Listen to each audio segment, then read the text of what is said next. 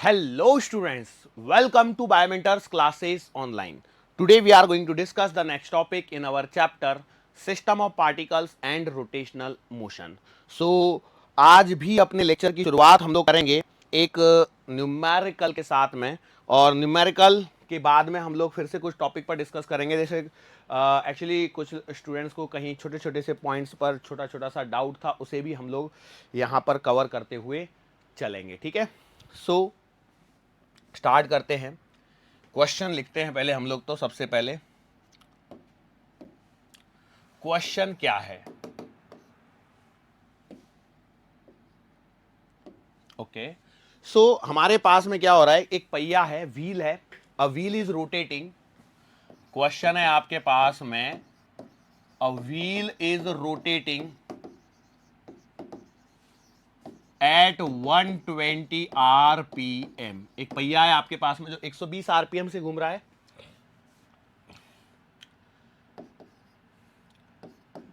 It is stopped by applying a torque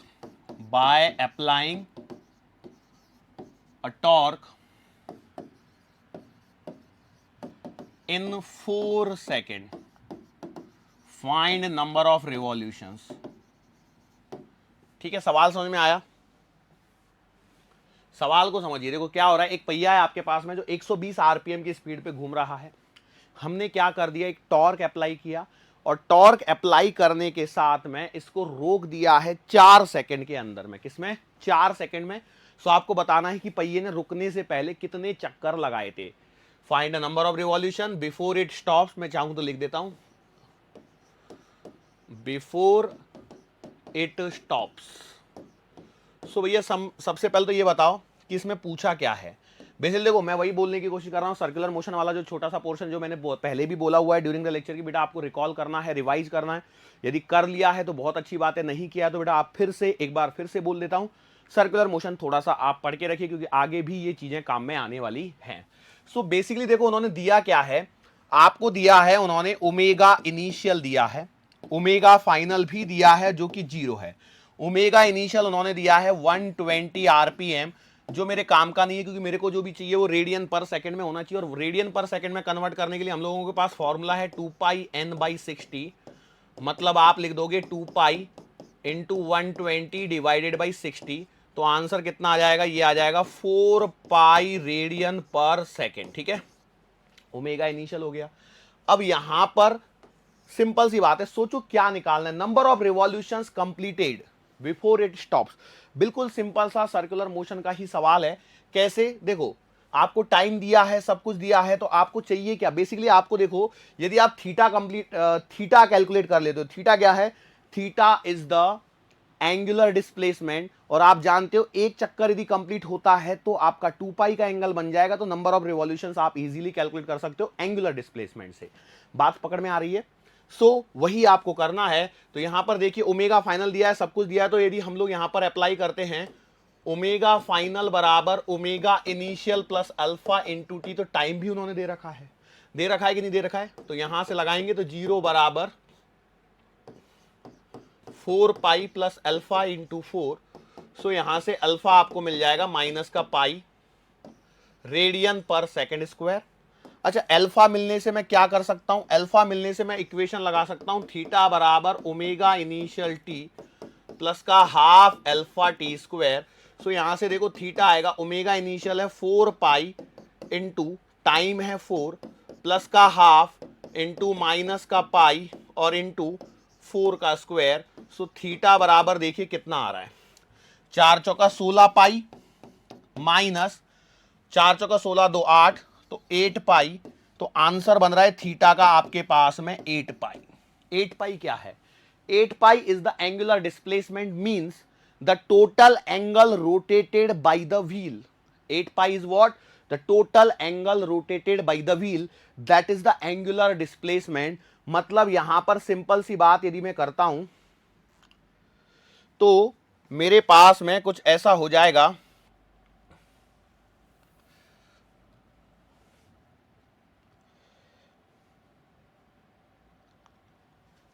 मेरे पास में कुछ ऐसा हो जाएगा कि भैया आपके पास में थीटा बराबर 8 पाई आ चुका है, मतलब ये है आपके पास में टोटल एंगुलर डिस्प्लेसमेंट। अब आप जानते हैं बेटा क्या कि 1 रिवॉल्यूशन का मतलब होता है 2 पाई एंगल, बराबर है। मतलब मैं कह सकता हूं, इसको उल्टा लिख लूं तो 2 पाई एंगल में आप एक चक्कर घूमते हो, तो 1 रेडियन का यदि आपने एंगल बनाया तो आप घूमोगे 1/2 पाई रिवॉल्यूशन आ जाएंगे। लेकिन यहां पर आपने घूमना है 8 पाई, सो बेटा 1/2 पाई इंटू 8 पाई, तो आंसर आएगा 4 रिवॉल्यूशन। मतलब आपका जो पहिया है उसने 4 चक्कर लगा लिए हैं रुकने से पहले। रुकने से पहले कितने चक्कर लगा लिए उसने? 4 चक्कर लगा लिए हैं। यही एकदम सिंपल सा सवाल है। बोलो समझ में आया? अब इसके अंदर में आपको पहिए का मास वगैरह कुछ भी नहीं दिया है, सो इसके कारण हम लोगों को थोड़ा सा सवाल अलग सा लग सकता है। लग सकता है, लग सकता है, बिल्कुल लग सकता है। अब इसी से रिलेटेड बिल्कुल इसके ही जैसा एक दूसरा सवाल हम लोग यहां पर करने वाले हैं। उस दूसरे सवाल को जरा हम लोग यहां पर देखेंगे किस तरह का सवाल है। और मतलब ये सवाल जो है बिल्कुल इसी की रेप्लिका जैसा ही है सवाल, कुछ अलग नहीं है, लेकिन थोड़ा सा मतलब क्या बोलते हैं, मास वगैरह दे दिया, रेडियस वगैरह दे देंगे तो टॉर्क वगैरह यहां पर आ जाएगा और फोर्स मैं यहां पर निकलवाऊंगा आपके पास में। मेरे पास में एक सवाल अवेलेबल है, उसी सवाल को मैं यहां पर ले रहा हूं। बेसिकली क्या है, मेरे पास में एक पुली है। क्वेश्चन देखिए क्या है, एक पुली है जिसका मास आपको दे रखा है 5 kg और इसकी जो रेडियस है वो दे रखी है आपको 1 मीटर, ठीक है। और ये रोटेट कर रही है, rotating at an speed of 120 RPM. Basically जो मैंने पहला सवाल करवाया उसी का ही रेप्लिका है। अच्छा, अब सवाल सुन लीजिए क्या है कि calculate the force required, calculate the force required to stop, calculate the force required, या फोर्स, एक काम करते हैं, रुको,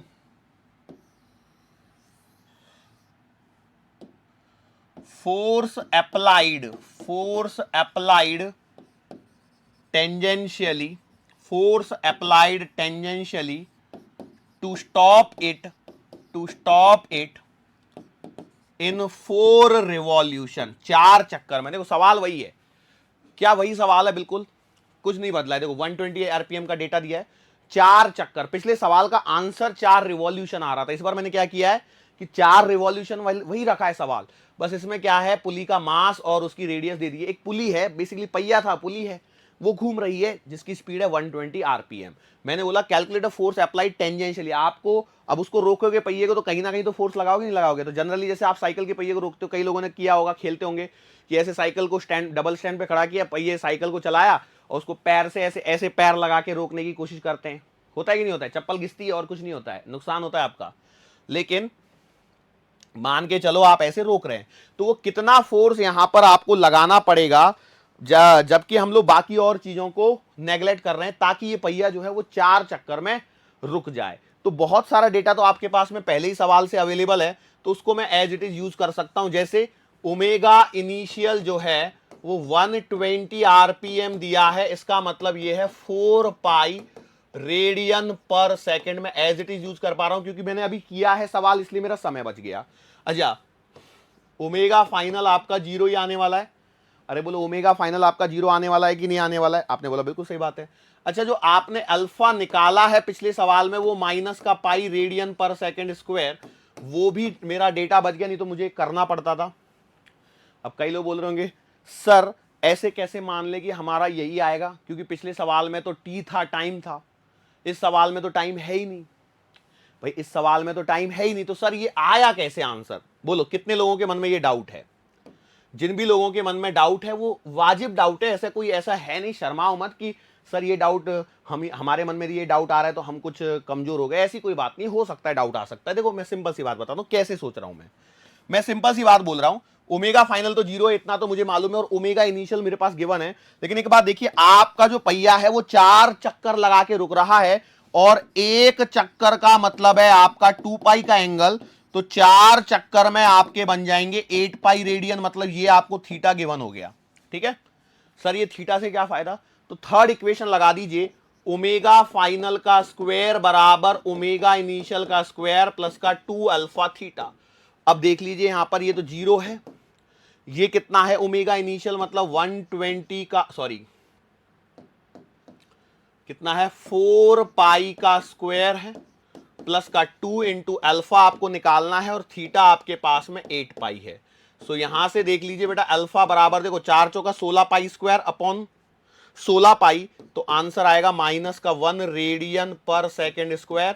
ये सिर्फ उन्हीं स्टूडेंट के लिए निकाला गया है जिनको यहां पर सच में डाउट था कि सर ये कैसे आया, हमें नहीं पकड़ में आया पिछले सवाल के हिसाब से, बस इक्वेशंस बदल गई, बाकी कुछ नहीं है। अब आपको देखो अल्फा मिल गया है, तो अब आप ये भी बता सकते हैं कितनी देर में पहिया रुकेगा।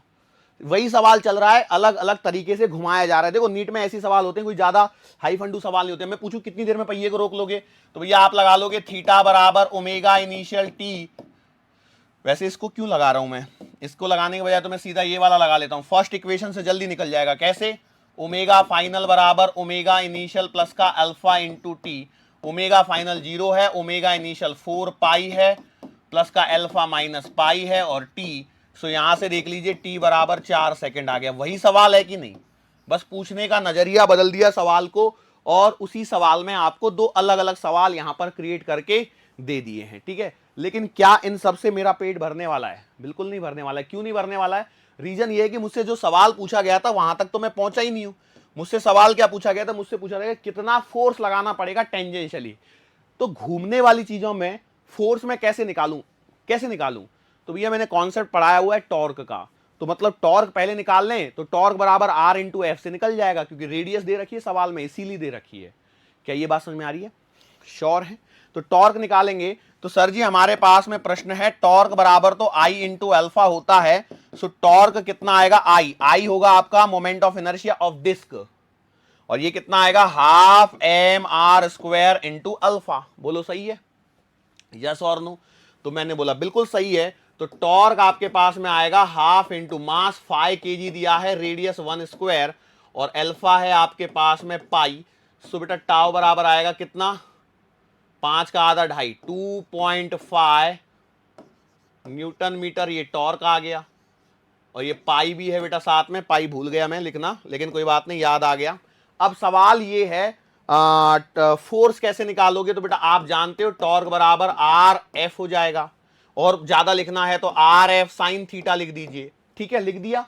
अब यहां पर देखिए मैं वही कॉन्सेप्ट बताने की कोशिश कर रहा हूं, जैसे ये पहिया घूम रहा है, ठीक है, अब पहिए को घुमाने का कॉन्सेप्ट भी मैं आपको सिखाऊंगा, टेंशन मत लीजिए, थोड़ी देर रुक जाइए। तो फोर्स कैसे लगाना है टेंजेंशियली, तो ये पहिया जब एक्सिस के अबाउट घूमेगा तो टेंजेंशियली लगाएंगे, तो जिस एक्सिस के अबाउट घूम रहा है वहां से आप टॉर्क की डायरेक्शन निकाल सकते नहीं निकाल सकते? अरे बोलो निकाल सकते नहीं निकाल सकते? बस वही है।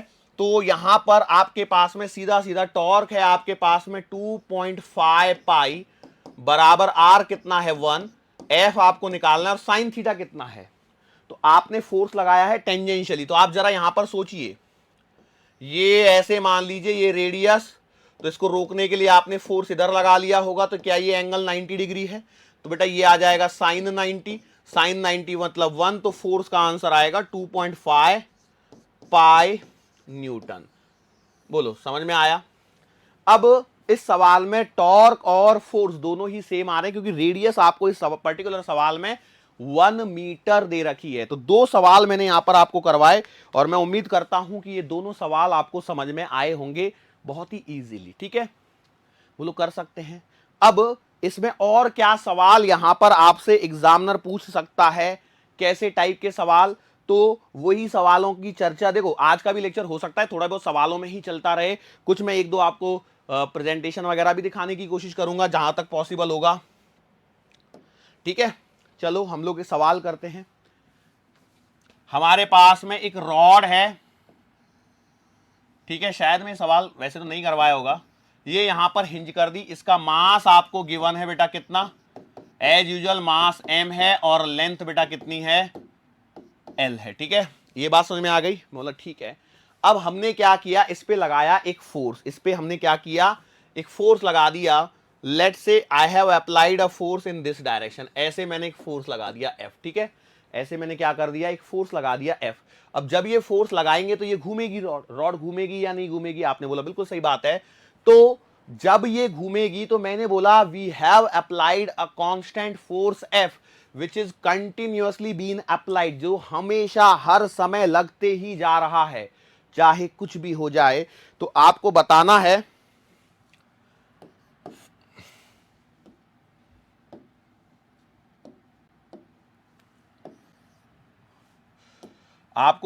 है find angular velocity, find angular velocity when rod has turned, rod has turned by pi by 2।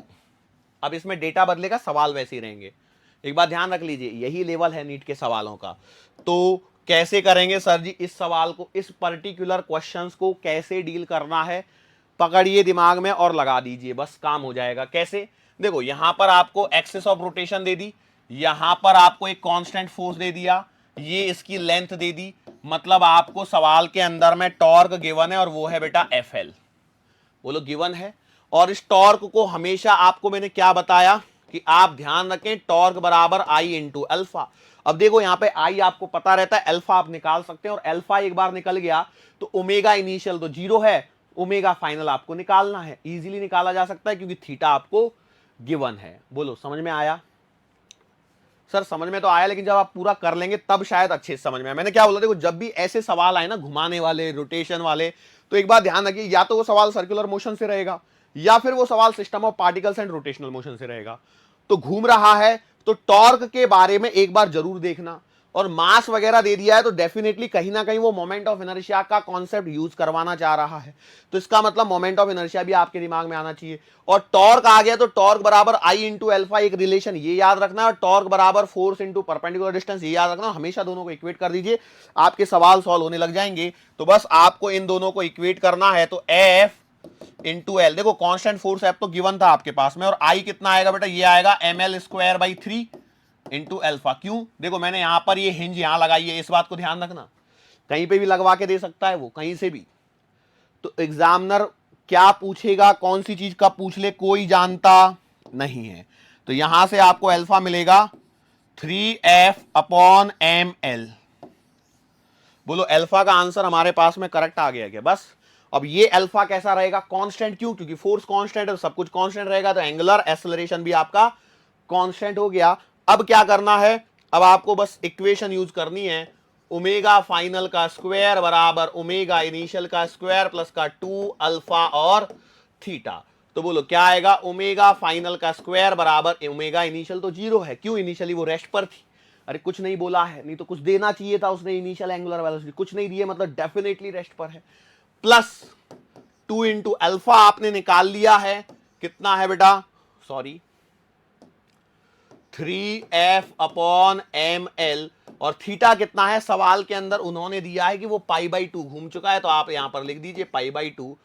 So omega final का स्क्वायर आएगा, 2 से 2 कटने के पश्चात 3 pi F upon M L, और finally you will have to take the root, तो omega final आएगा under the root of 3 pi F upon M L.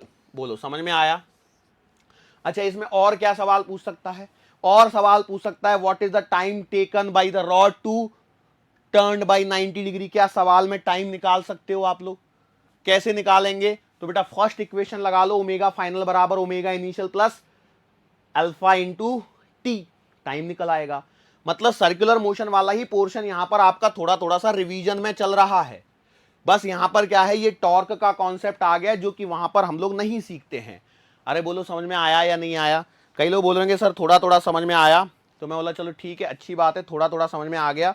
अब हम लोग यहां से आगे चलते हैं और आगे पॉइंट पे बात करते हैं। देखो मोमेंट करके एक चीज होती है। अब देखो मोमेंट कुछ नई चीज नहीं है, बेसिकली यदि हम लोग बात करें तो आपका जो मोमेंट है, moment of a force, basically यही टॉर्क है।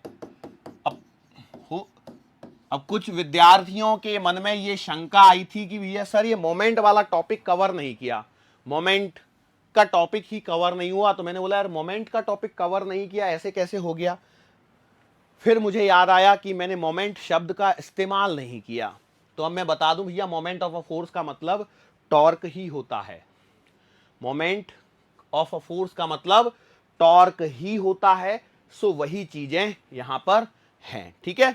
ओके, चलो और कुछ आपको बताना है? और अच्छा, एक और पॉइंट जो मेरे पास में था मिसिंग में, वो ये है कि सर आपने सेंटर ऑफ मास तो डिस्कस किया था, but centre of gravity discuss नहीं की थी। मैंने बोला यार ये भी एक पॉइंट बहुत ही अच्छी बात है। सेंटर ऑफ मास तो मैंने डिस्कस किया, but centre of gravity not discussed. Okay, तो अब कहानी कैसे बताऊं मैं आपको, सोचो। तो मैं आपको बताता हूं। सबसे पहले हम लोग क्या करते हैं, देखो ये दो पॉइंट हैं जो हमारे पास में कुछ डाउटफुल नजरिए से देखे गए। तो जब डाउटफुल नजरिए से देखे गए तो हमने सोचा इस पे थोड़ा सा वर्कआउट किया जाए। और वर्कआउट करने के बाद में मैंने सोचा कि सबसे पहले हम लोग सेंटर ऑफ ग्रेविटी को खत्म करते हैं। एक छोटा सा पॉइंट है 2 मिनट का, सेंटर ऑफ ग्रेविटी। वैसे देखा जाए ना तो ये जो पॉइंट है ना सेंटर ऑफ ग्रेविटी वाला, बुकलेट के अंदर में बहुत ही अच्छे से दिया हुआ है, लेकिन नहीं पढ़ने पर पढ़ा है नहीं पढ़ा है that I don't know, but आसान सा पॉइंट है। देखो होता क्या है, हम लोग जो पढ़ रहे होते हैं, हम लोग डिस्कस करते हैं ना सेंटर ऑफ मास और सेंटर ऑफ ग्रेविटी, बेसिकली हम लोग हमेशा अर्थ के फ्रेम ऑफ रेफरेंस में ही बात कर रहे होते हैं। और यहां पर यदि कोई एक्स्ट्रा एडिशनल एक्सेलरेशन नहीं है, एक्स्ट्रा एडिशनल कोई फोर्स नहीं लग रहा है जिसके कारण एक्सेलरेशन चेंज हो जाए, तो हमारा centre of mass equals to centre of gravity ही होता है। और सेंटर ऑफ मास वो पॉइंट होता है जहां पर हम लोग मासेस, पूरे मास को क्या कर सकते हैं, कॉन्सेंट्रेटेड कंसीडर कर सकते हैं। वैसे ही सेंटर ऑफ ग्रेविटी जो है वो भी वही पॉइंट है, लेकिन हम लोग यहां पर क्या बोलते हैं ना, थोड़ा सा यदि कई कई जगह पे आपको थोड़ा सा एक्स्ट्रा लिखा हुआ मिल जाएगा। वो पॉइंट ये है कि भैया सेंटर ऑफ ग्रेविटी ऐसा है कि यदि आपके पास में कोई बॉडी है, उसको यदि मैं किसी पॉइंट पर बैलेंस कर पाऊं, नाइफ एज पर, चाकू की नोक पर यदि मैं बैलेंस कर पाऊं, तो भैया वो पॉइंट सेंटर ऑफ ग्रेविटी है। बेसिकली क्या हो रहा है कि अब सेंटर ऑफ ग्रेविटी में आप वेट्स से कंसीडर कर रहे हो। किससे कंसीडर कर रहे हो? वेट्स से। सेंटर ऑफ मास के अंदर में कहां से चल रहा था? मासेस से कंसीडरेशन हो रहा था, और सेंटर ऑफ ग्रेविटी के लिए वेट्स से कंसीडरेशन होता है। सेंटर ऑफ ग्रेविटी में वेट्स से कंसीडरेशन होता है, और हम लोग जानते हैं W बराबर क्या होता है? mg होता है। W बराबर क्या होता है? mg होता है। सो अब यदि ये g चेंज हो जाए, इफ g इज चेंज, यदि मेरा g चेंज हो जाता है, so it implies W will be change. और यदि आपका W चेंज हो जाता है, so I can say that centre of gravity will be change, will be change. But ये भले ही चेंज हो जाए, लेकिन किंतु परंतु centre of mass will remain same. Centre of mass जो है आपका विल रिमेन सेम, ये पॉइंट होता है। ठीक है, बात समझ में आ गई? सेंटर ऑफ मास और सेंटर ऑफ ग्रेविटी कब अलग होते हैं? जब आपका जी बदल जाता है। यदि जी अपना जो धरती वाला जी लग रहा है, ग्रेविटेशनल एक्सेलरेशन लग रहा है, तो सेंटर ऑफ मास और सेंटर ऑफ ग्रेविटी एक ही होते हैं। ठीक है, श्योर हैं? अच्छा, ये वाला एक पॉइंट हो गया। इसके बाद में यदि मैं बात करता हूं मोमेंट ऑफ अ फोर्स, तो बेसिकली देखो हम लोगों ने स्टार्टिंग में भी बोला था कि the turning effect of a force is called as, the turning effect of a force is called as torque, बराबर है। और वही उसका क्या होता है बेटा? मोमेंट भी होता है। तो मोमेंट ऑफ अ फोर्स और टॉर्क एक ही बात है, बार बार मैं बता रहा हूं। अब इसको समझने के लिए जैसे मैं आपको बताता हूं, कुछ चीजों की तरफ लेके जाने की कोशिश करता हूं।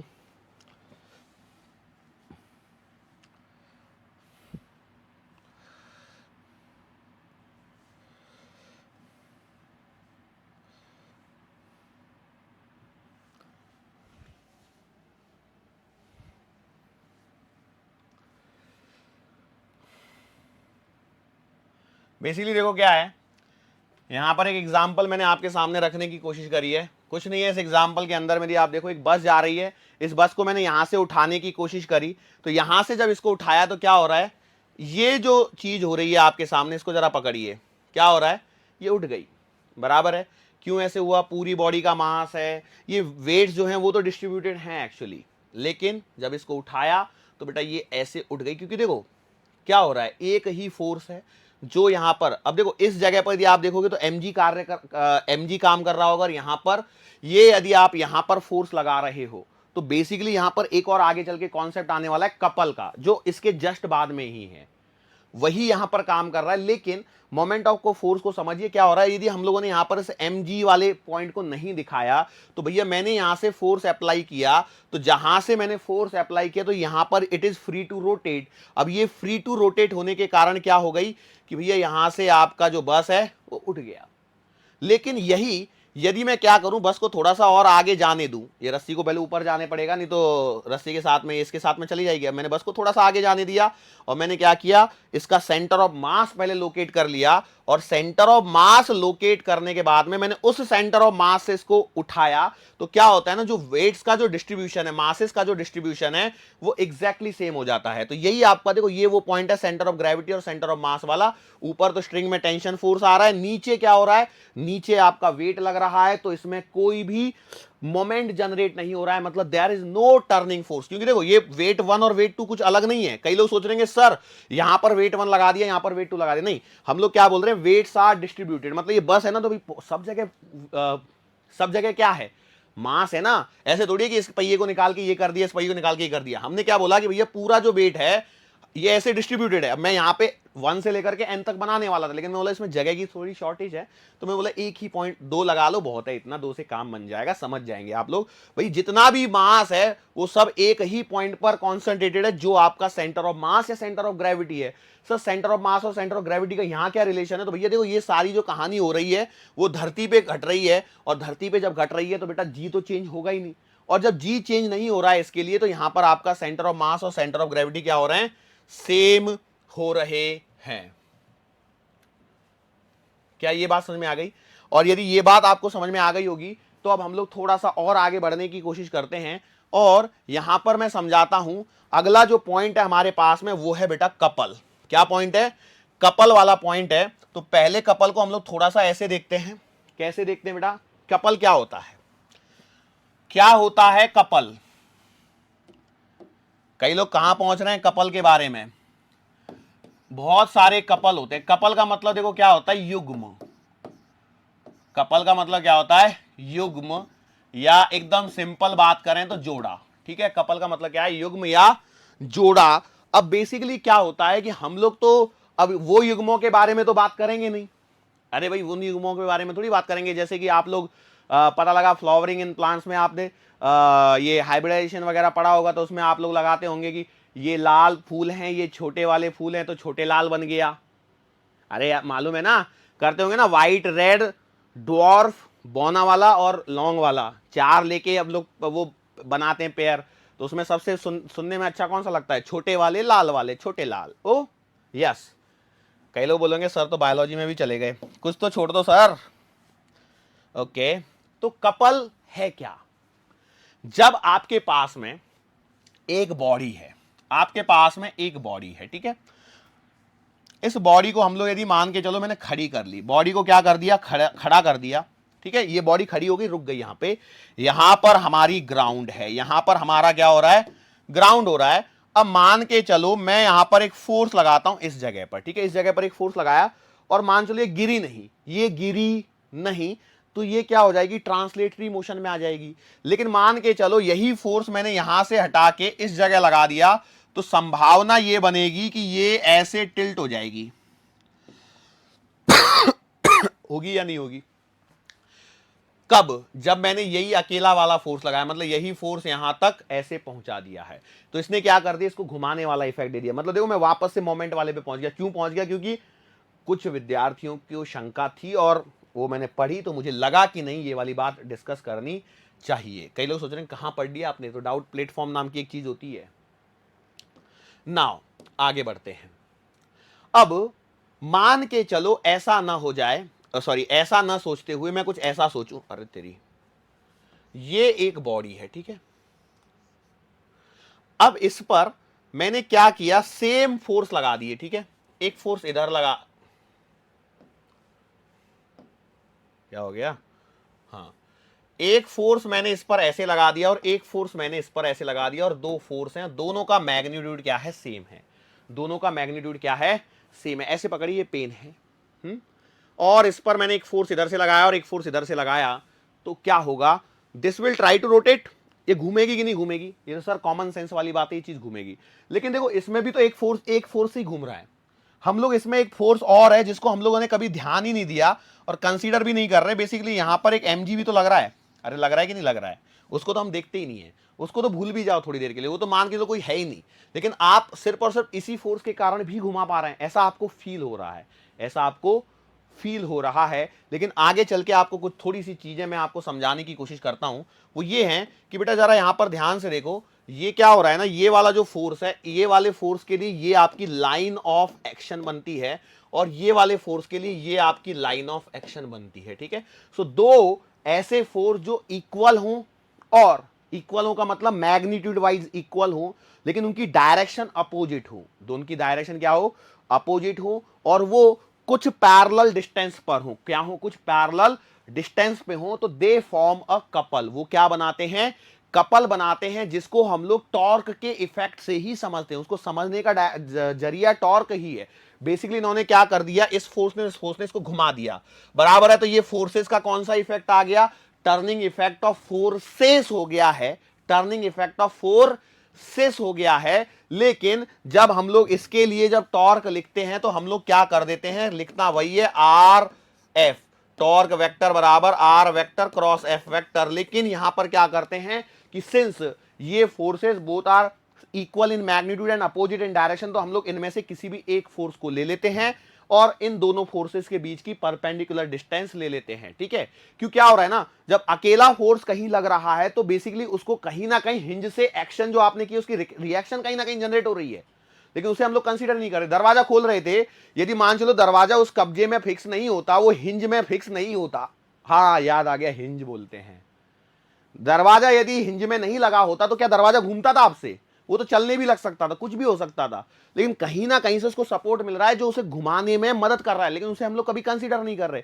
लेकिन यहां पर क्या हो रहा है कि हम लोग एग्जैक्टली वही कंडीशन लेके आ रहे हैं। भैया देखो, आपने यदि एक्शन करी तो कहीं ना कहीं से तो रिएक्शन आने वाली है ना, उस पॉइंट को हम लोग कभी कंसीडर ही नहीं करते। क्यों, चलता है ना, कहां ध्यान देंगे इतना सब।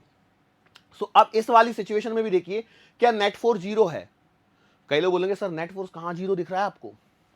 अरे भैया मैं एक सिंपल सी बात बोलता हूं कि एक फोर्स इज अ वेक्टर और इसे मैं पैरेलली शिफ्ट कर सकता हूं। इसको मैंने यहां शिफ्ट कर दिया, एफ वेक्टर, देखो दोनों आपस में कैंसल, दोनों आपस में कैंसल। तो लेकिन एक सेकेंड ना बेटा, लेकिन अब यहां पर इस वाली सिचुएशन में क्या हो गया, इसका भी लाइन ऑफ एक्शन यही हो गया और इसका भी लाइन ऑफ एक्शन यही हो गया। लेकिन दोनों इक्वल और अपोजिट फोर्सेस को यदि मैं इसी जगह पर लगा दूं तो ये कपल फॉर्म नहीं करेंगे, now they will not form a couple. लेकिन जब यही फोर्स यहां था तो कपल क्रिएट कर रहा था, कपल फॉर्म कर रहा था। लेकिन सिंस हमारे दिमाग में वो चल रहा है भैया वेक्टर है तो उसको शिफ्ट कर लो, तो नेट फोर्स जीरो आ रहा है, वो बात सही है। और नेट फोर्स जीरो आ गया तो यार हम लोग इक्विलिब्रियम की तरफ जा रहे हैं क्या, yes we are just about to move towards the equilibrium. लेकिन इक्विलिब्रियम पर पहुंचने से पहले हम लोग इस कपल के कॉन्सेप्ट को जरा समझने की कोशिश करते हैं। और कपल के कॉन्सेप्ट को समझने के लिए हम लोग यहां पर पहुंचते हैं, छोटी सी एक चीज को देखते हैं। और देखो कपल कैसे काम करता है, जरा हम लोग इस पर डिस्कस कर लेते हैं। ये नदी किनारे आपकी कुएं के किनारे एक गाड़ी है। अब गाड़ी को जरा हम लोग खोल खाल लेते हैं। इस गाड़ी के अंदर में एक स्टेयरिंग लगा हुआ है, यदि आप जानते हो तो गाड़ी के अंदर एक स्टेयरिंग होता है। ये स्टेयरिंग को जरा पकड़ते हैं। अब मान के चलो आपको गाड़ी के पहियों को कहीं घुमाना है, ठीक है, मान के चलो गाड़ी को ऐसे घुमाना है आपको, तो this is the direction of rotation. तो मैंने क्या करना है भैया, अरे ये कहाँ आगे कहाँ पहुंच गया, सीधा पीछे आ जा, हाँ हाँ ठीक है, यहां से पहिए को बड़ा करके जूम करके लाते हैं। अब क्या होगा, देखो ये मैंने हाथों से पकड़ा, मैं इसको ऐसे घुमाना चाहता हूं, गाड़ी को ऐसे घुमाना चाहता हूं। मैंने क्या किया, ऐसे फोर्स लगाया, देखो ऐसे फोर्स लग रहा है। फोर्स को जरा ध्यान से देखिए, फोर्स को जरा ध्यान से देखिए। इस साइड से देखो, यदि आप स्टेयरिंग पकड़े हो, अब मैं स्टेयरिंग थोड़ी गाड़ी से निकाल के लाऊंगा मेरी से, ऐसे इसको इधर में देखो, इसको ऐसे खींचा, इसको ऐसे पुश किया। अब कई लोग बोलेंगे सर ये वाले हाथ को ऐसे दिखा देते थे तो कितना अच्छा लगता था। We are trying our level best, और आगे धीरे धीरे जब और कोशिश करेंगे और अच्छा करने की कोशिश करेंगे। अभी तो बेसिक चल रही है लर्निंग हमारी। देखो क्या हुआ, मैंने क्या बोला सुनिए, गाड़ी के स्टेयरिंग, अब देखो स्टेयरिंग को तो यार ऐसे ही पकड़ते हैं ना, ये कुछ तो अंगूठा से ऐसे निकाल रहा है। कई लोग बोलेंगे सर अंगूठा यहां आ गया, ये तो उंगली लग रही है। स्टाइल होती है अलग अलग, मेरी स्टाइल है, मैं ऐसे पकड़ता हूं, उसमें क्या दिक्कत है? टिचिक टिचिक टिचिक टिचिक। तो मैंने बोला देखो मुझे गाड़ी इधर मोड़नी है, तो मैंने पहले एरो दिखा दिया था, ऐसे ऐसे एरो था, मतलब मुझे गाड़ी को ऐसे मोड़ना है, ऐसे मोड़ना है। तो मैंने क्या किया, इस साइड से स्टीयरिंग को ऐसे खींचा और इस साइड से स्टीयरिंग को ऐसे आगे की तरफ पुश किया। मैं जानता हूं आप में से बहुत लोग एक ही उंगली पे गाड़ी को घुमाते हैं, बहुत अच्छी बात है, लेकिन आइडियली मैं दो हाथों से लेके चल रहा हूं, ठीक है। चलो, तो अब क्या हुआ, ऐसे किया मैंने, तो देखो इधर से आपने ऐसे फोर्स लगाया, इधर से आपने ऐसे फोर्स लगाया, लगाया कि नहीं लगाया? अब जिस डायरेक्शन में जहां पर आप फोर्स लगा रहे हो वहां पर एक लाइन ऑफ एक्शन क्रिएट हो गई। अब यहां पर क्या हो रहा है, दो फोर्सेस लग रहे हैं और दोनों की जो लाइन ऑफ एक्शन है वो अलग अलग है। क्या लग गया ये? है तो कुछ नहीं। अच्छा, दोनों की जो लाइन ऑफ एक्शन है वो तो अलग अलग है, और जब ऐसा हुआ तो इसके कारण ये घूमा। मान के चलो यदि मुझे इधर इस साइड में घुमाना है तो क्या करूंगा, भैया मेरा पहिया ऐसे आ गया, मैंने फोर्स ऐसे लगाना है। अब यदि ऐसे फोर्स लगाऊंगा तो ये आपका ऐसे घूम जाएगा, घूमेगा कि नहीं घूमेगा? घूम गया। अब जरा हम लोग इस चीज को जरा साइड में लेके आते हैं, तो यहां पर आपका कपल बन गया, यहां पर क्या बन गया, आपका कपल बन चुका है। अब इसी चीज को मैंने रॉड के ऊपर लेके आया, जो मैंने पहले डायग्राम सिखाया था। देखो ये यहां पर एक फोर्स, ये यहां पर एक ऐसा फोर्स, ठीक है। अब ऐसे फोर्स लगा तो इसके कारण ये घूमिंग घूमिंग, अरे घूमिंग नॉट घूमिंग, इन विच डायरेक्शन घूमिंग? क्लॉकवाइज डायरेक्शन घूमिंग, यस और नो? अब मान के चलो मैं हाथों को ऐसे कर लूं, देखो ये हाथों को ऐसे कर लिया और ये जोर लगा रहा हूं, ये जोर लगा रहा हूं। अब क्या हो गया बेटा इस केस में? इस केस में ये हो गया कि दोनों फोर्सेस के मैग्नीट्यूड सेम है, सिंपल सेम है, लेकिन दोनों की लाइन ऑफ एक्शन सेम होने के कारण, कहीं तो भी ये चला गया लगता है, ओके। हाँ, तो मैं क्या बोल रहा हूं, दोनों की लाइन ऑफ एक्शन देखिए क्या हो गई, लाइन ऑफ एक्शन सेम हो गई। और लाइन ऑफ एक्शन सेम होने के कारण, सेम लाइन ऑफ एक्शन होने के कारण यहां पर मोमेंट जो है वो नहीं आएगा, और मोमेंट नहीं आएगा तो आपको कपल भी प्रोड्यूस नहीं होगा, कपल भी प्रोड्यूस नहीं होगा।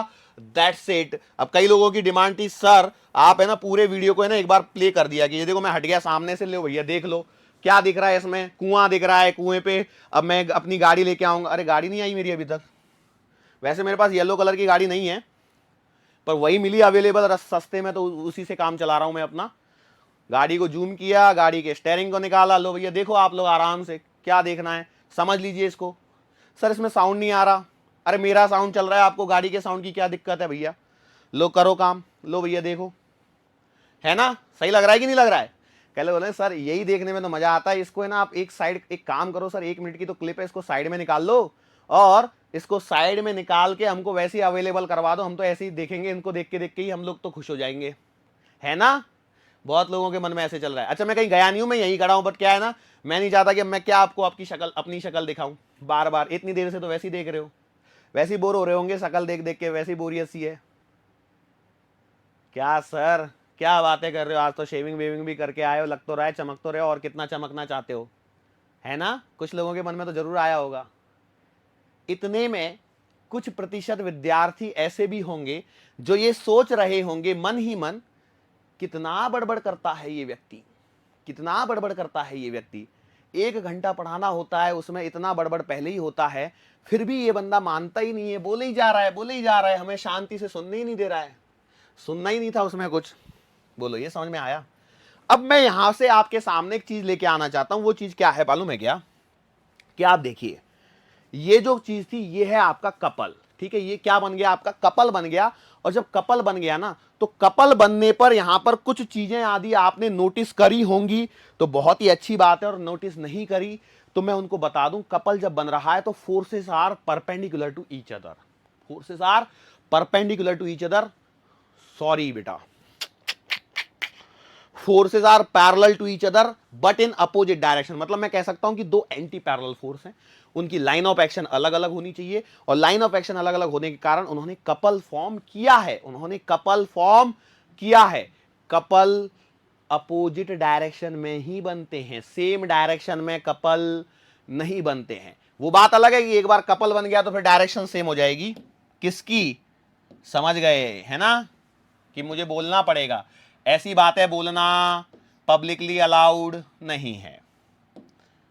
देखो भैया ये और ये क्या करेंगे, सेम सेम है, क्या करेंगे ये, इनका क्या करूं, इनका मैं धकेलेंगे ये, और धकेलेंगे तो ये तो ट्रांसलेटरी मोशन हो जाएगी, और ये ट्रांसलेटरी मोशन तो मैं भर भर के पढ़ के आया हूं ऑलरेडी। ये क्या हो गया था?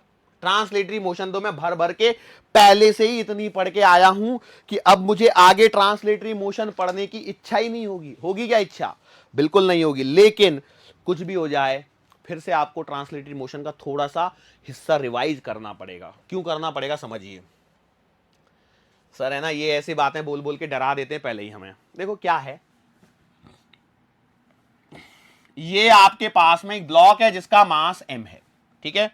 अब इस पर मैंने क्या किया, एक फोर्स अप्लाई कर दिया F, ठीक है। और मैंने माना लेट से एट t बराबर 0 पर, एट रेस्ट पर है, t बराबर 0 पर ये रेस्ट पर है, तो क्या हो जाएगा, इसका एक्सेलरेशन आएगा फोर्स अपॉन मास। तो यहां से आप v बराबर u प्लस का at लगा सकते हो, तो v बराबर आ जाएगा 0 प्लस का f by m into T. So भैया यहां से वेलोसिटी जो है वो टाइम का फंक्शन आ गई। ये सब चीजें हम पहले ही पढ़ चुके हैं, तो बस इसका उपयोग यहां पर क्यों लेके आए सर? हमारा 5 मिनट का समय खराब कर दिया। मैं ये बताने की कोशिश कर रहा हूं कि बेटा ये t बराबर 0 पर रेस्ट पर था, लेकिन इस फोर्स ने इसको चला दिया, और जब ये चलेगा तो ये आपकी ट्रांसलेटरी मोशन को रिप्रेजेंट कर रहा है। ये एक फोर्स था। मान के चलो एक और फोर्स मैं आपको यहां पर लगा दूं तो क्या होगा भैया, F और F 2F बाई M हो जाएगा। लेकिन आपको मैं याद दिलाना चाहता हूं वो कहानी जो मैंने पढ़ाई थी, उसमें आपको मालूम होगा एक कार मैंने बनाई थी। अब कई लोग बोलेंगे सर अब क्यों नहीं बनाई कार यहां पे? अब देख लो यार, थोड़ा समझदार बच्चों की तरह काम करो, थोड़ी सी समझदारी दिखाओ। मैं इसको मिटा रहा हूं फिर से। ऐसे मैंने बनाया था, एक 4 दोस्त लगाए थे शायद से, कि 2 दोस्त लगाए थे, जो भी है, ए इधर से धकेल रहा है, ये इधर से धकेल रहा है, दोनों ने सेम फोर्स F लगाया है। अब क्या होगा, ये ब्लॉक नहीं सरकेगा। अरे सरकेगा क्या? बिल्कुल भी नहीं सरकेगा। तो इसी कहानी को हम लोग यहां पर देखते हैं। अब क्या करते हैं, ये ब्लॉक जो है न्यूटन्स लॉज ऑफ मोशन के अंदर में, भले मैंने ब्लॉक इतना बड़ा बना दिया है, लेकिन हम लोग पूरी कहानी करते हैं पॉइंट मास कंसीडर करके। लेकिन क्या हर बॉडी पॉइंट मास होती है? नहीं। अब ये रॉड थी, अभी थोड़ी देर पहले घूम रही थी, क्या वो पॉइंट मास मान लोगे क्या? हाँ, पॉइंट मास से सेंटर ऑफ मास निकाल के उसमें वो कॉन्सेप्ट हमने सीख लिया, वो एक अलग मुद्दा है। लेकिन रियलिटी में रॉड नाम की चीज तो एग्जिस्ट करेगी ना, और जब उस पर फोर्सेस लगेंगे तो वो कुछ ना कुछ चलेगी भी। तो जब ये चलेगी तो किस प्रकार से चलेगी, क्या पॉसिबिलिटी बनेगी, क्या यहां पर कंडीशंस बनती हैं, उसी को हम लोगों को यहां पर सीखना है। बेसिकली हम लोग बात कर रहे हैं यहां पर इक्विलिब्रियम वाले टॉपिक की। तो इक्विलिब्रियम वाला जो टॉपिक है वो क्या कहता है, जरा देखिए यहां पर, यहीं से आया। देखो इसने F फोर्स लगाया, इसने F फोर्स लगाया, तो F नेट बराबर 0 आ गया। नेट फोर्स क्या हो गया, 0 हो गया। नेट फोर्स 0 हो गया, मतलब A भी क्या आ जाएगा, 0 आ जाएगा। और यदि A 0 आने के पश्चात आप कह सकते हैं 2 कंडीशंस के बारे में। पहली कंडीशन, इफ एट t बराबर 0 u बराबर 0 है, तो बेटा v बराबर भी 0 ही रहेगा। मतलब आपकी बॉडी जो इनिशियली रेस्ट पर थी वो हमेशा ही रेस्ट पर ही बनी रहना चाहेगी, और वो हमेशा रेस्ट पर ही बनी रहेगी। लेकिन दूसरी कंडीशन ये है कि भैया इफ एट t बराबर 0 u is not equal to 0, तो इसका मतलब लेट से u बराबर, लेट से आपके पास में u बराबर दिया है v नॉट, तो बेटा v बराबर v नॉट ही रहेगा। मतलब जिस स्पीड से पहले चल रही थी उसी स्पीड से बाद में भी चलते रहेगी, उसी स्पीड से बाद में भी चलते रहेगी। तो इसको कैसे समझा सकता हूं, इसको कैसे समझा सकता हूं, ये आपका कॉन्सेप्ट है F नेट बराबर 0 का, जिसे हम लोग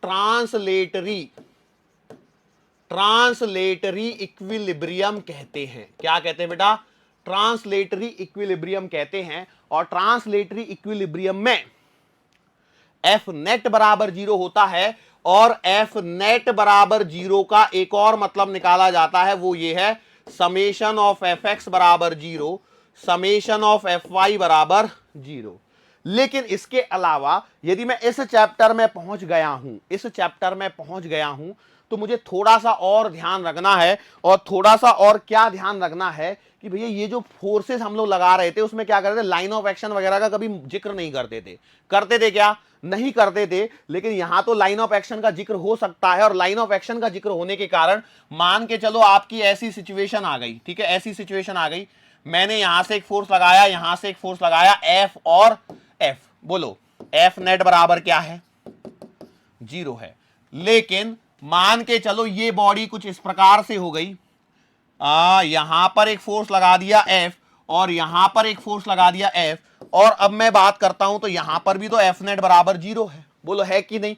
तो यहां पर भी आपको इक्विलिब्रियम मिल रहा है, अरे मिल रहा है कि नहीं मिल रहा है, और यहां पर भी आपको इक्विलिब्रियम मिल रहा है, बोलो मिल रहा है कि नहीं मिल रहा है। लेकिन रुकिए रुकिए, सर क्यों रुकना है, रुकने का रीजन समझिए क्या है कि बेटा ये यहां से फोर्स लगाया, ये यहां से फोर्स लगाया, लेकिन अब तो ये घूमने लग गई ना, और घूमने लग गई तो इसका मतलब ये डेफिनेटली यार इक्विलिब्रियम में तो सब कुछ ये हो जाना चाहिए था। अब यहां पे तो कहानी ही बदल गई।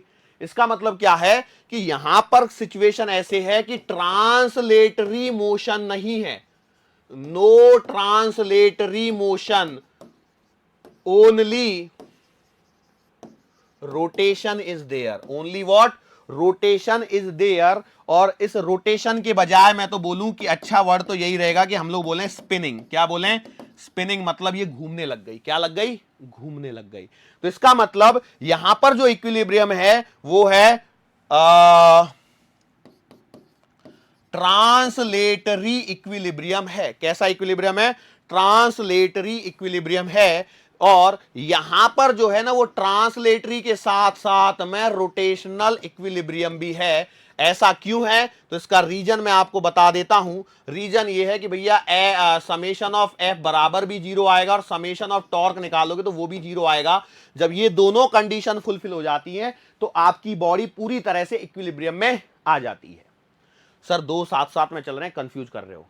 देखो भैया सिंपल बात, नेट फोर्स 0 मतलब आपका ट्रांसलेटरी इक्विलिब्रियम, लेकिन जब तक आपका नेट टॉर्क 0 नहीं आएगा तब तक आपकी बॉडी पूरी तरह से इक्विलिब्रियम में नहीं आएगी। क्योंकि यदि नेट टॉर्क प्रोड्यूस हो गया, जो कि इस केस में आपका हो रहा है, किसके कारण हो रहा है, आपका हो रहा है दो फोर्सेस आपस में कैंसिल करके, नेट फोर्स तो 0 दे रहे हैं लेकिन they are forming a couple, they are forming a couple, और कपल बनने के कारण वो घूमने लग गया, और घूमने लग गया तो भैया आपके पास में कहानी ये हो गई कि रोटेशन हो रहे हैं, स्पिनिंग हो रही है, मतलब रोटेशनल इक्विलिब्रियम यहां पर नहीं है। और इसका मतलब यह है कि फाइनली मैं कह सकता हूं कि for complete equilibrium, for complete equilibrium summation of F x बराबर 0, समेशन ऑफ एफ वाई बराबर 0 और समेशन ऑफ टॉर्क बराबर 0। नहीं दिखा होगा ना, मैं वापस से लिख देता हूं, अरे मैंने क्या कर दिया, सॉरी। मैं बोल सकता हूं कि फॉर कंप्लीट इक्विलिब्रियम, मतलब मैं पूरी तरह से इक्विलिब्रियम की बात करता हूं, तो समेशन ऑफ एफ एक्स बराबर 0, समेशन ऑफ एफ वाई बराबर 0 और समेशन ऑफ टॉर्क बराबर भी 0। क्योंकि हमारे पास में जो बॉडीज पड़ी होंगी वो एक्स वाई लाइन में, एक्स वाई प्लेन में पड़ी होंगी, और टॉर्क आपको लेना है, टॉर्क भी 0 कर देंगे तो कहानी समझ में आएगी। ठीक है, चलो इसको थोड़ा सा और यदि मैं एलॉबरेट करने की कोशिश करता हूं, तो जैसा कि आप लोग सभी जानते हैं, बार बार अब तो क्या बेटा हमारे पास में, कहां गया,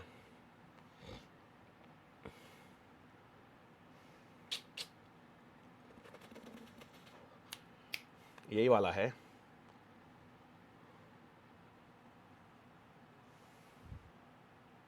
हाँ भाई। अब जरा देखने की कोशिश करो, हमने क्या करना है, हम लोगों ने यहां पर एक बॉडी कंसीडर कर ली। अब मैंने यहां पर एक लाइन ऑफ एक्शन ड्रॉ कर ली। लाइन ऑफ एक्शन ड्रॉ करने के पश्चात मैंने यहां पर क्या कर दिया, यहां पर मैंने दो फोर्सेस लगा दिए, और दोनों फोर्सेस का मैग्नीट्यूड सेम है और डायरेक्शन क्या है, अपोजिट है। फोर्सेस आर इक्वल लेकिन डायरेक्शन दोनों की अपोजिट है, मैग्नीट्यूड सेम है। ये same he line of action के अलोंग काम कर रहे हैं, तो इसके कारण यहां पर नेट फोर्स क्या हो जाएगा, 0 हो जाएगा। नेट फोर्स 0 होने के कारण, नेट फोर्स यहां पर 0 होने के कारण हम लोग कह सकते हैं कि ये बॉडी यदि इनिशियली रेस्ट पर है तो रेस्ट पर ही रहेगी, और यदि किसी एक कांस्टेंट स्पीड से चल रही तो वो कांस्टेंट स्पीड से ही चलती रहेगी, लेकिन ये घूमेगी नहीं, क्योंकि यहां पर कपल फॉर्म नहीं हो रहा है, टॉर्क जनरेट नहीं हो रहा है, क्योंकि नेट टॉर्क यहां पर अभी भी 0 ही था। लेकिन मान के चलो हमारे पास में कहीं ऐसा आ जाए कि फोर्सेस जो है वो मैग्नीट्यूड वाइज तो इक्वल है, लेकिन एक अलग अलग डायरेक्शन पर काम करें। ऊपर और नीचे फोर्सेस लग रहे हैं बेटा, एक ऊपर है और एक थोड़ा सा नीचे चला गया, ज्यादा बड़ा हो गया क्या? ओके, हाँ। तो अब इन्होंने क्या कर दिया, इन्होंने कपल फॉर्म कर दिया, कपल फॉर्म करने के कारण ये यहां पर घूमने लग गया, क्योंकि यहां पर देखो, यहां पर भी कहानी वही है, नेट फोर्स आपका जीरो है अभी भी, लेकिन नेट टॉर्क जो है वो जीरो नहीं है। Net torque is non zero, इसके कारण ये यहां पर घूमने लग गया। लेकिन मान के चलो हम लोग कुछ ऐसी कहानी करते हैं कि भैया इसको घूम लेने दो अच्छी तरीके से। अब मैंने क्या कर दिया, मान के चलो दो फोर्सेस फिर से लगाए, मैंने क्या किया, दो फोर्सेस फिर से लगाए, लेकिन ये वाले जो दो फोर्सेस हैं उनको मैंने फिर से देखो क्या किया, सेम लाइन ऑफ एक्शन पे लगा दिया, लेकिन इनका जो मैग्नीट्यूड है वो मैंने अलग अलग रख दिया। दोनों का मैग्नीट्यूड क्या कर दिया, अलग अलग रख दिया। देखो दो, एक येलो दिख रहा होगा, एक रेड दिख रहा होगा, कलर डिफरेंस नहीं समझ में आ रहा तो एक स्मॉल एफ और एक कैपिटल एफ है। यार ये बीच में कहां अटक गया,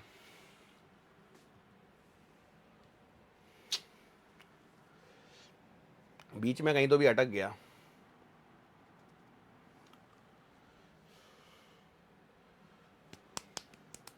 ओके चलो बेटा कोई बात नहीं, अब इसको बीच में अटक गया, मेरे को लगता है कहीं ना कोई टेक्निकल इश्यू हुआ होगा, बीच में अटक गया ये। अगला वाले में क्या होता, दो कंडीशन और बच गई, दो कंडीशंस को भी मैं आगे एक्सप्लेन कर देता हूं। हालांकि इसका जो वीडियो है वो स्टार्टिंग में चला दूंगा क्योंकि रिवीजन तो यहीं से शुरू होगा। तो मैं क्या बोल रहा हूं, अगले जो पॉइंट है वो मैं बताता हूं, सिंपल सी बात है। ये आपके पास में बॉडी है, ठीक है, ये आपने, मैंने क्या बोला, लेट से मैंने यहां पर फोर्स लगा दिया F1 और मैंने यहां पर फोर्स लगा दिया F2, ठीक है, और एट टी बराबर जीरो मान के चलो ये एट रेस्ट पर है, ठीक है, और यहां पर यदि F2 ग्रेटर देन F1 है तो F2 ग्रेटर देन एक काम करो, सॉरी ऐसे मत लो, F2 ग्रेटर देन F1 मत लो, मेरे पास जगह उधर कम है। मान के चलो F1 ग्रेटर देन F2 है तो क्या हो जाएगा, net effect will be due to F1, और F1 के कारण नेट इफेक्ट आने के कारण क्या हो जाएगा, बॉडी विल मूव, और कौन सी डायरेक्शन में बॉडी मूव करेगी, तो भैया बॉडी मूव करेगी इस डायरेक्शन में बॉडी मूव करने लग जाएगी। यही कहानी और कुछ नहीं है, यही मैं बताने वाला भी था, ठीक है। और इसका मतलब इस वाली केस में देखिए, summation of F is not equals to zero, summation of F is not equals to zero, लेकिन summation of torque is equals to zero. अब कई लोग बोलेंगे sir summation of torque zero कहां से आएगा, ये नहीं बताया। भैया देखो लाइन ऑफ एक्शन सेम है ना, दोनों को सेम लाइन ऑफ एक्शन पे डाला है, इसके कारण summation of torque equals to zero आ रहा है। इसका मतलब यह है कि भैया ओनली ट्रांसलेटरी मोशन यहां पर दिखाई दे रही है, ओनली ट्रांसलेटरी मोशन यहां पर दिखाई दे रही है, नो रोटेशन, यहां पर कोई रोटेशन नहीं बन रहे हैं। और लास्ट में हमारे पास में कुछ ऐसी सिचुएशन बन के आती है, मान के चलो यहां पर एक वही बॉडी जो हमारे पास में हुआ करती थी उसी को उठा लाए हम लोग, और लेट से ये आपका फोर्स F1 है, ये आपका फोर्स F2 है, और F1 ग्रेटर देन मैंने F2 बना दिया। अब इसके कारण क्या हो जाएगा, देखो summation of F is not equals to zero, there is net force, और नेट फोर्स होने के कारण यहां पर क्या होगा बेटा, ट्रांसलेटरी मोशन आएगी, मतलब बॉडी विल मूव, बॉडी चलेगी, बॉडी क्या होगी, चलेगी। और साथ ही साथ में यहां पर एक पॉइंट और देख लीजिए, वो पॉइंट ये है कि बेटा ये बॉडी को इस डायरेक्शन में घुमाने की कोशिश कर रही है, ये बॉडी को इस डायरेक्शन में घुमाने की कोशिश कर रही है, मतलब summation of torque is not equal to zero. आप चाहें तो ऐसे भी देख सकते हैं, मान के चलो यहां पर ले लेता हूं, बराबर ले लेता हूं आर, और ये वाली डिस्टेंस भी ले लेता हूं आर। तो बेटा देखो टॉर्क, यदि मैं इसके टॉर्क को टॉर्क 1 लिखता हूं तो ये आएगा R vector cross F1 vector, और टॉर्क, यार ये वाला कलर दिखेगा नहीं ना आप लोगों को, मैं बार बार भूल जाता हूं इस वाले कलर को कि ये दिखता नहीं है करके, सॉरी। मैं क्या बोल रहा हूं, येलो ले लेता हूं, वो तो दिखता है।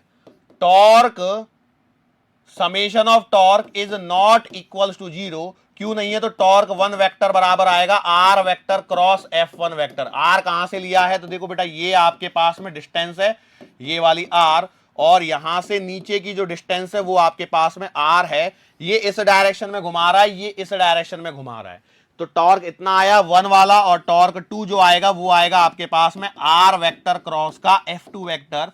ये बात समझ में आ रही है? तो टॉर्क 1 और 2 आ गए, सो टॉर्क 1 और टॉर्क 2, तो summation of torque will be equals to torque vector 1 plus का torque vector 2 and which is not equals to 0।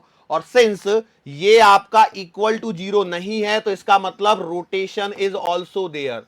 Rotation, या मैं बोलूं रोटेशन नहीं लिखना है तो मैं बोलूंगा spinning is also there, spinning is also there, spinning is also there. तो इसका मतलब क्या होगा, ये चलेगी भी और घूमेगी भी, ये चलेगी भी और घूमेगी भी, यही यहां पर कॉन्सेप्ट है।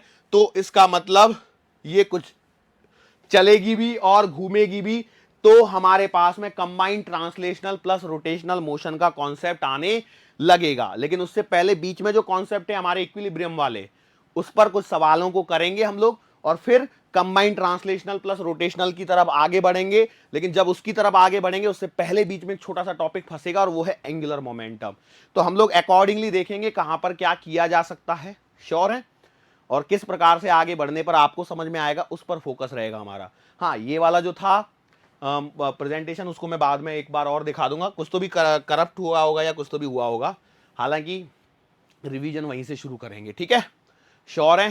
सो आज के लिए बेटा बस यहां पर रुक जाते हैं, मुलाकात फिर से कर लेंगे क्या, करेंगे ही करेंगे, कब, आने वाले अगले लेक्चर के दरमियान। सो तब तक के लिए